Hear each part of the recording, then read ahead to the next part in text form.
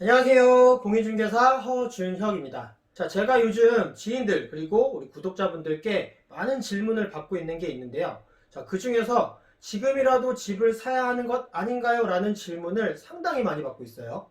자, 그럼 저 같은 경우는 무조건 집을 사라 마라가 아니라 자, 그 사람이 놓여있는 여건을 먼저 확인을 하거든요. 자, 그러면 집을 살려면 일단 돈이 있어야 되잖아요. 자, 그래서 자금 조달 계획에 대해서 물어보면 자, 거기서 제가 깜짝 놀랐던 적이 한두 번이 아니에요. 주택담보대출을 받고 집을 사는 것은 일반적이라고 볼 수도 있어요. 자, 그런데 제가 들었던 답은 그 정도 수준이 아닌 거예요. 플러스 신용대출은 물론이고 또 그것도 모자라서 보험대출에다가 또 자신이 다니는 회사에서 해주는 대출 뭐 그런 것도 있더라고요. 자, 그것까지 다 끌어모아서 집을 사겠다는 거예요. 자, 흔히 말하는 영끌이라고 하죠. 한두 명의 상담 사례만 가지고 제가 이야기를 하는 게 아니고요. 요즘 아주 자주 듣는 질문이에요. 자, 그런데 문제는 제가 그 위험성에 대해서 충분히 설명을 해줘도 이미 제 얘기는 한 귀로 흘리고 있더라고요. 그분 아마 다른 부동산 가서 결국엔 집 샀을 것 같아요. 자, 이유는 거의 다 똑같아요. 작년에 내 선배는 영끌에서 집 샀는데 이미 얼마를 벌었다. 자, 여기서부터 이야기가 시작돼요. 한두 명 이야기가 아니라고 말씀드렸죠. 그게 지금 부동산 시장에 참여하고 있는 많은 비중을 차지하고 있는 투자자들의 모습입니다. 이 부분이 가장 걱정되는 부분이에요. 자, 일단 영끌이라는 걸 해서 집을 사면 리스크 관리 자체가 안 됩니다. 상승기에 대출을 받아서 또는 전세 낀 집을 갭 투자로 집을 사는 경우가 뭐예요? 자, 순수하게 내 자본만 투입해서 이익을 내는 것보다 더 많은 이익을 낼 수 있기 때문에 그렇게 하는 거잖아요. 자, 그럼 반대로 상황이 바뀌었을 때도 생각을 해야 되거든요. 자산 가치가 하락하게 되면 빚은 그대로 남아있고 내 순수 손실폭만 더 커지게 되는 거예요.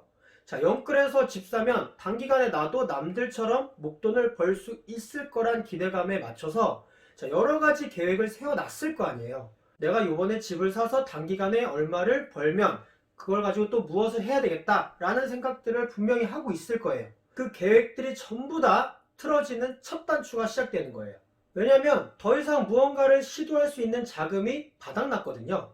박박 긁어서 집에다가 다 투자했으니까 집안에 다른 분야의 어떤 위기가 왔을 때 그것을 해결할 수 있는 금전적인 여유가 전혀 없어지는 거죠. 해결은 못하고 스트레스만 받게 되겠죠? 자, 그런데 그 와중에 금리가 오르고 집값이 약간만 하락해도 멘탈이 흔들리기 시작을 합니다. 그런데 요즘 슬슬 분위기 안 좋은 소리들이 나오고 있죠. 수도권 부동산 시장은 이미 7년, 8년 정도 꾸준한 상승세에 있어요.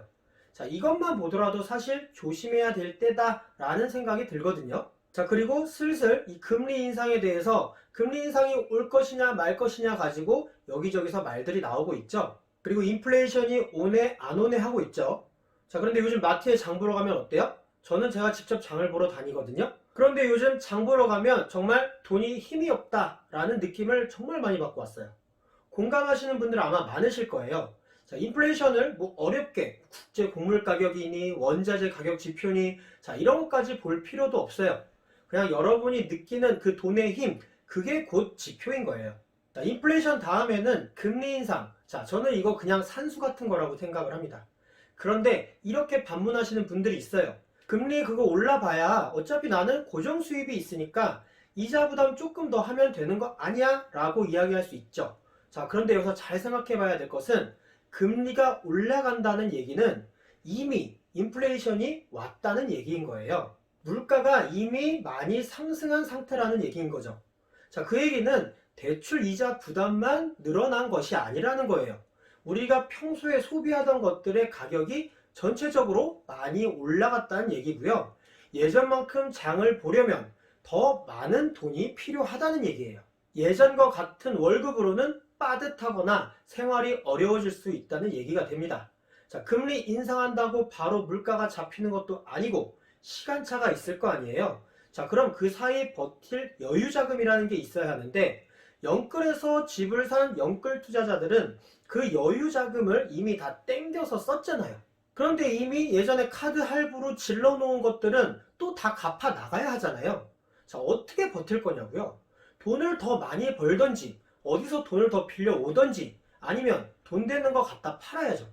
자, 그래서 주식이든 부동산이든 투자하기 전에 이 리스크 관리 계획과 플랜 B가 반드시 있어야 하는 거예요. 그런데 정말 많은 분들이 이 리스크 관리에 대한 대책이 없이 투자를 하고 계시더라고요. 내가 지금 이 집을 사면 무조건 오를 것이다, 아니 올라야 한다 라는 개념을 가지고 투자를 하시는 분들도 많은 것 같아요. 자, 그러니까 영끌에서 올인을 하게 되는 거겠죠. 지금 부동산 시장의 이 투자자들을 한 팀으로 본다면, 자, 이렇게 자본 체력이 부족한 영끌 투자자들이 한 팀을 이루고 있는 시장인 거예요. 패닉 바잉으로 시장에 들어온 투자자들은 패닉 셀링도 할 수 있다는 점 꼭 기억을 해 두셔야 될 것 같아요. 자, 오늘 영상은 여기까지고요. 저는 또 다음 영상에서 뵙도록 하겠습니다. 감사합니다.